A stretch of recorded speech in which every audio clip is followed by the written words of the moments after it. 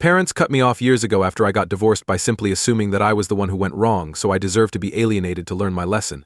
But 5 years later, they just saw what a horrible person my ex-wife was because an entire documentary was telecasted under her name.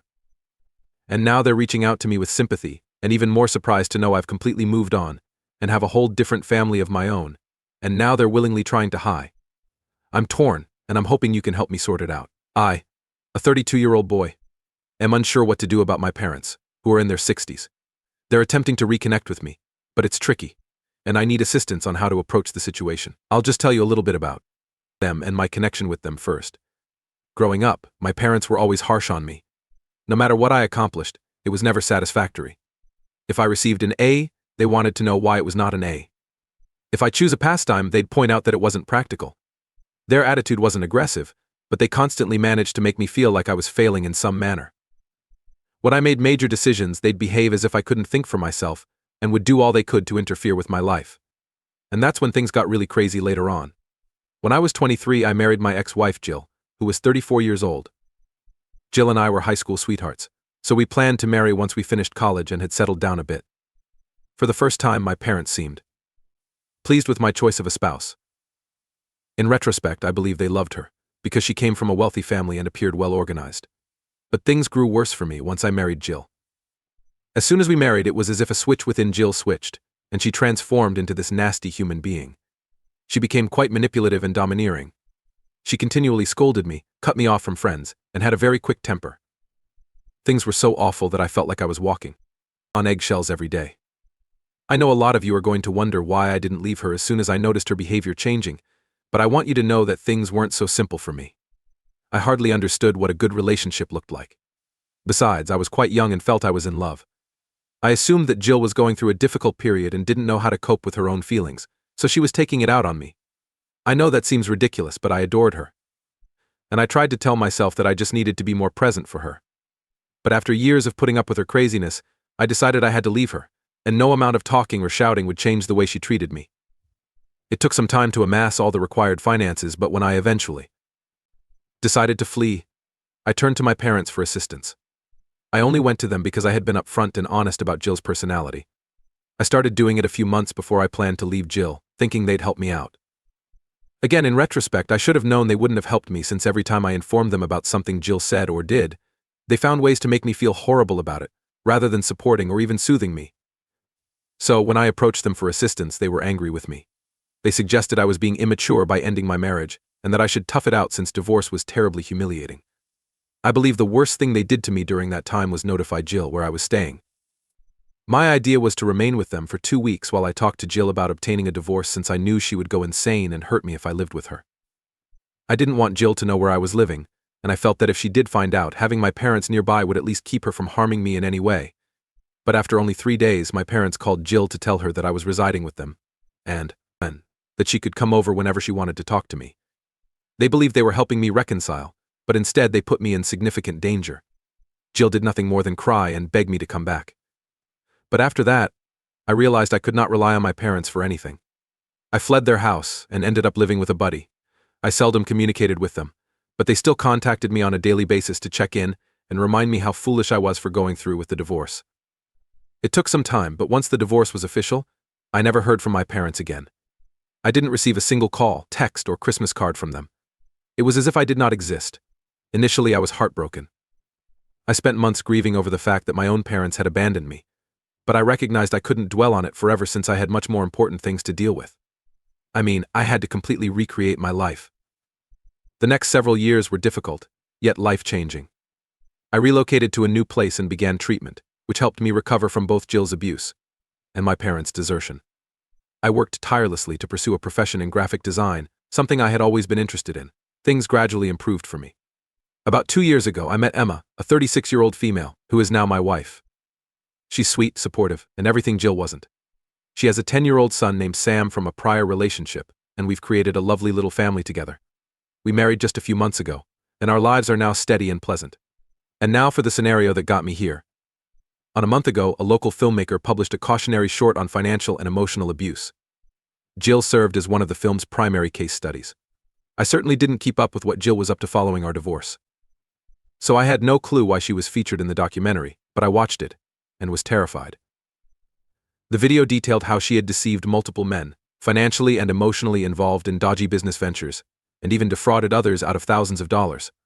I knew Jill could be a tremendous manipulator and treat her partner poorly, but I never imagined her actions would become a cautionary story for the entire community. I had no clue she had gone to such extent. The filmmaker did not use her true name. However, the facts were so exact that anyone who knew Jill could identify her. My phone began to explode up shortly after the documentary was released. Old friends and acquaintances messaged me, saying, "Wow, you dodged a bullet, and I can't believe you went through that."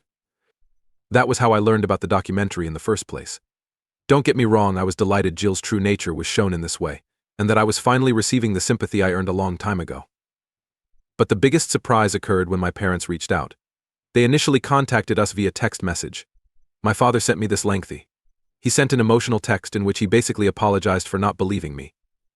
He also pleaded for an opportunity to set things right.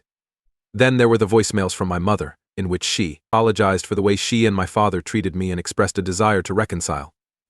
They'd said other things, but essentially they sounded like they sincerely regretted how they treated me and were trying to make things right with me again. I really don't know how to feel about this whole situation.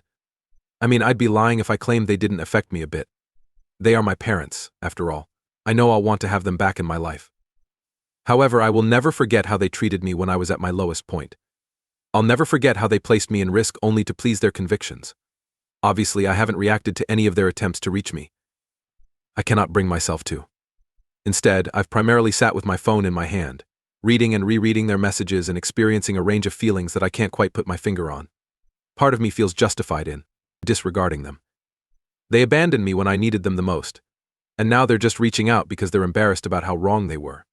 But another part of me thinks I should give them a chance. After all, humans are capable of changing, right? I have been losing sleep about this. Emma believes I should not feel terrible about cutting them off, but it is not that simple for me. I'm not sure whether I'll ever be able to trust them again, yet simply ignoring them seems too harsh. I've come a long way since those terrible days and I don't want to let them pull me back into old wounds, but I'm also not sure whether I'd regret not hearing them out. So I'd rather not want my parents and my life after everything they've done. Or am I being too obstinate and clinging to the past? Update 1. Hello again. Thank you to everyone who responded on my initial post.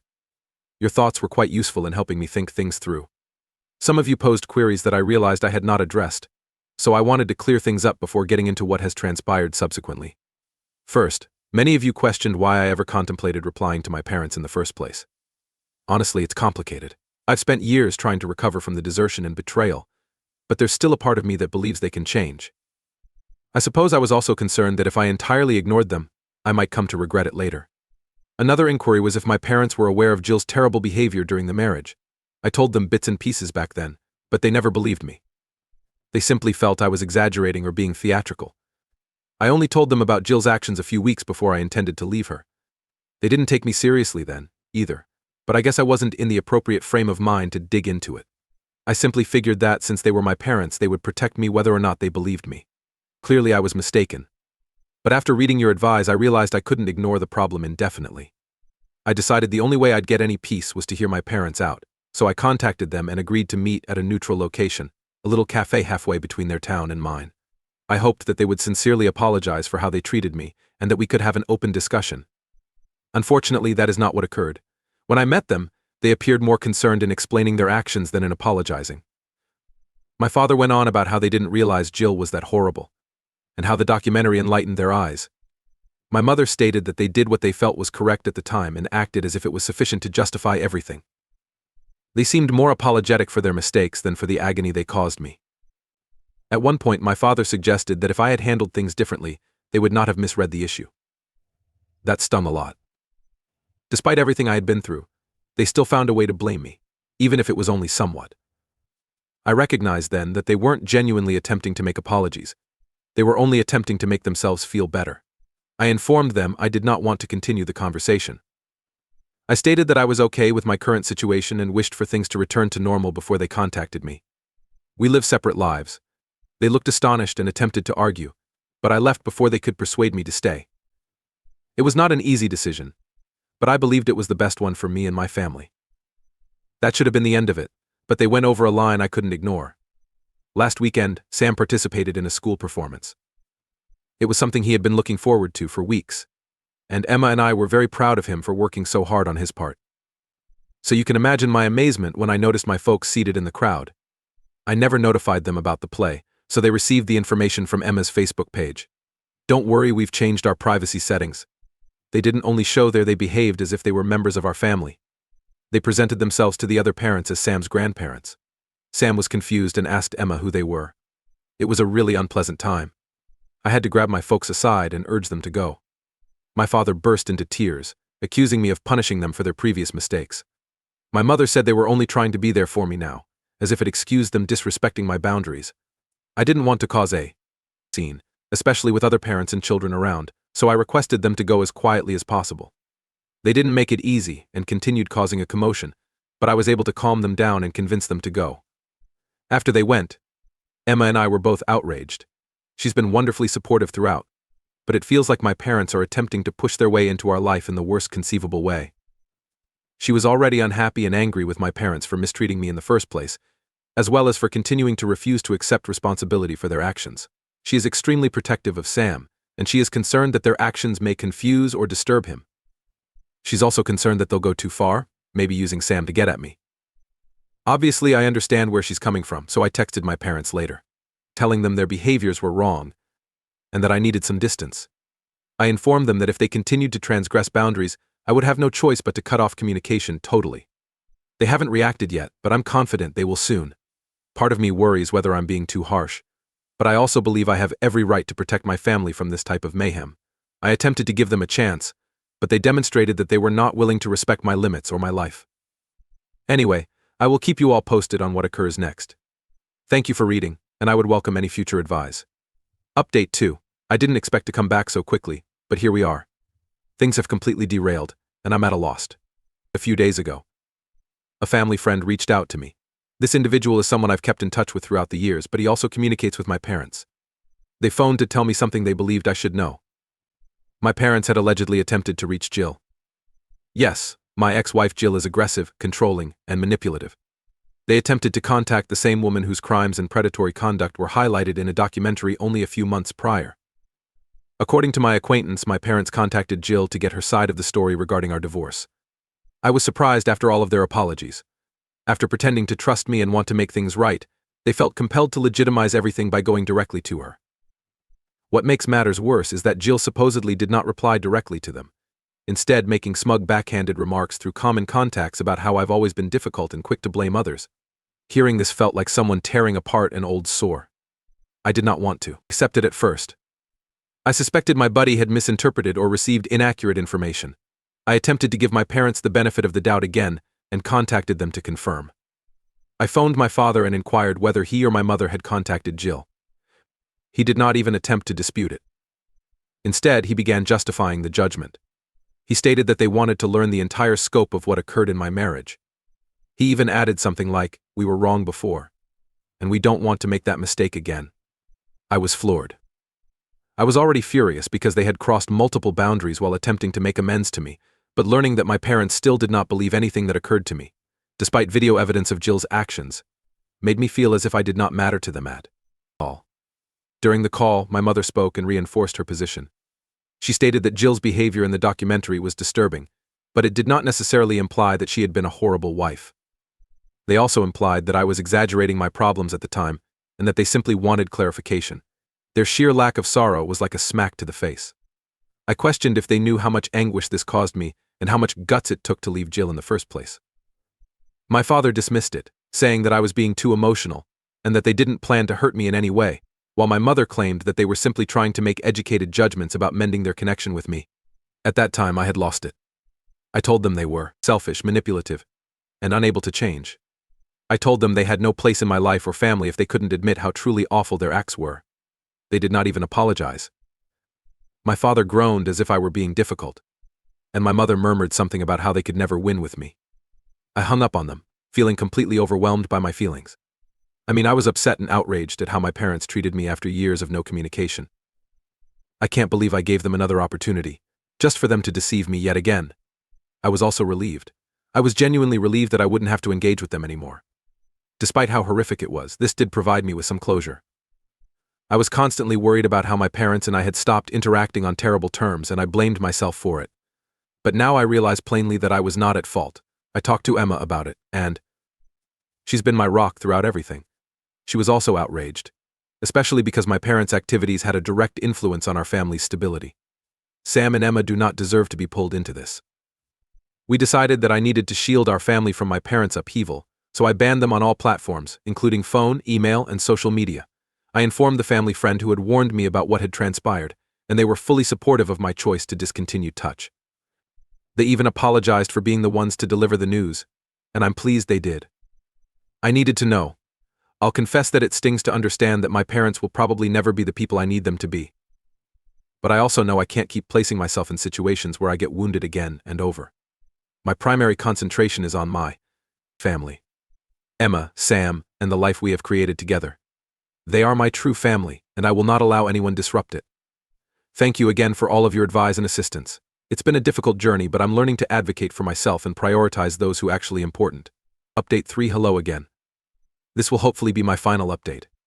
After everything that has transpired, I've decided to put an end to my parents' intervention in my life. Things escalated in ways I never expected, and I've had to make some difficult decisions for the sake of my family. And a few weeks ago, I received a call from Sam's school. The principal wanted to inform me about an interesting scenario involving my parents. Apparently, they contacted the school personally and pretended to be Sam's grandparents. They seemed to want to volunteer for an upcoming school function. They said it was their way of bonding with their grandchild, and they insisted on my approval. Fortunately, the school was suspicious enough to contact me first rather than simply accepting their offer. I was horrified. I made it obvious that I didn't want anything to do with them. But the fact that they opted to ignore what I said and went directly to my family made me angry. They were aware that I did not enjoy their unexpected arrival at Sam's play, and that I wanted them to remain away from him. The fact that they breached this threshold demonstrated that they were not going to stop unless I took decisive action. Emma was similarly outraged. She said that they were attempting to undermine us as parents and force their way into Sam's life without our permission. That was the breaking point for me. I understood my parents would never respect limits or accept no for an answer. They had previously demonstrated utter contempt for my feelings and safety, and now they were dragging Sam into their mess. It was time to defend my family in ways I hadn't previously. Emma and I decided to contact with a lawyer about getting a restraining order. The procedure was, to put it mildly, emotionally taxing. I had to detail everything from their abandonment following my divorce to their most recent activity, which included attempting to contact jail and attending Sam's school performance. The lawyer told us that we had a good case and assisted us with the paperwork. When my parents were served, their reaction was expected. My father left me a lengthy message in which he simply cried about how I was pulling the family apart and accused me of overreacting. My mother, on the other hand, wrote an email from a new account after I banned her old one, accusing me of being cold-hearted and poisoned by Emma's influence. Both of them also hinted that I was too stupid to realize what I was doing and that I would come to regret what I had done to them. All I could hear was that they continued to refuse to accept responsibility for their acts and instead preferred to blame me. They attempted to protest the order as well. They did their hardest to refute every piece of evidence I had about their treatment of me and my family. Unfortunately for them, I had a mountain of evidence against them, and I wasn't even attempting to gather it. They had mistreated me for years, so the court approved the restraining order. The injunction prohibits them from contacting me, Emma, or Sam in any manner, even through third parties. If they breach it, they will suffer legal ramifications. I've taken extra precautions to ensure our safety. I informed everyone in my life, including friends and relatives, that if anyone tries to contact me on my parents' behalf, I will cut them off immediately. Fortunately, no one has challenged this barrier thus far, and most people have been really supportive. My parents have made several attempts to contact me indirectly after the restraining order was issued. They sent letters to my previous address, which was sent to me by my mail provider, but I have yet to open them. I'm retaining them as documentation in case I need to show they're still pushing limits. The entire procedure has been demanding, both mentally and physically. A part of me is saddened by how things ended out. I wish my parents could have changed. But I have learned to accept them for who they are. And I can't keep sacrificing my serenity and pleasure in the hopes that they'll become better people. Emma and I have chosen to focus on moving forward. We're thinking of going on a family trip with Sam to change things up and make some good memories. I'm also seeing a therapist to deal with the residual shame and pain from what occurred with my parents. If I'm being honest, I finally feel that this chapter of my life is over. I've done all possible to protect myself and my family, and I intend to enforce the limits I've set. My parents had several opportunities to repair our relationship, and they squandered every one of them. Thank you to everyone who has supported me during this ordeal. Your advice and support have meant everything to me, and I sincerely appreciate it.